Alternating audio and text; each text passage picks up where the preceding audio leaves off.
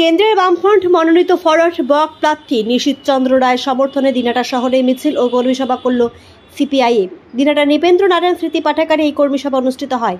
এদিনের এই কর্মী সভাতে উপচে পড়া ভিড় লক্ষ্য করা যায়। এই কর্মী সভাতে উপস্থিত ছিলেন সিপিআইএম রাজ্য সম্পাদক মণ্ডলীর সদস্য জীবেশ রায়, জেলা সম্পাদক অনন্ত রায়, জেলা সম্পাদক মণ্ডলীর সদস্য তারাপদ বর্মন, প্রবীর পাল, জেলা কমিটির সদস্য দিলীপ সরকার, দেবেন বর্মন, সুভালোক দাস, ইন্দ্রদুল হক সহ অন্যান্যরা।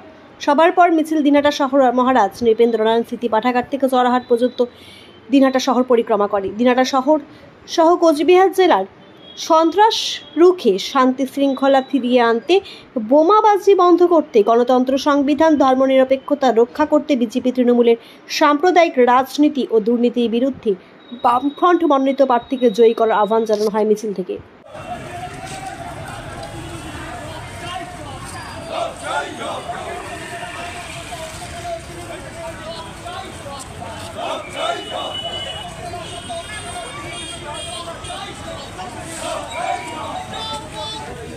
আসন্ন যে অষ্টাদশ লোকসভা নির্বাচন, একদিকে বিজেপি গোটা দেশ বিক্রি করে দিচ্ছে এবং এই যে ইলেকশন বন্ড, কোটি কোটি টাকার দুর্নীতি, গোটা পৃথিবীর মধ্যে সবচেয়ে বড় দুর্নীতি।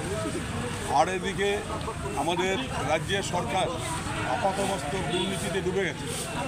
চাকরি বিক্রি করে কোটি কোটি টাকার লোক, রেশনের চাল চুরি করে প্রাক্তন ওদের খাদ্যমন্ত্রী জ্যোতিপ্রিয় মল্লিক জেলখানায়।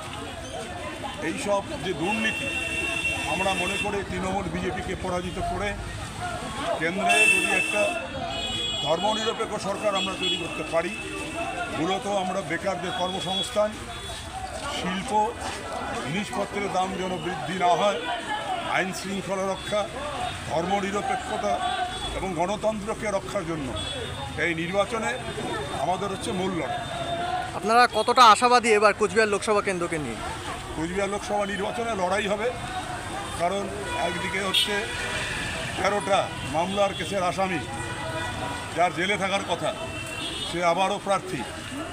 আর একদিকে হচ্ছে তার বিরুদ্ধে একটা আজকে মামলা আছে, একটা আপাতমস্তক দুর্নীতিগ্রস্ত লোক।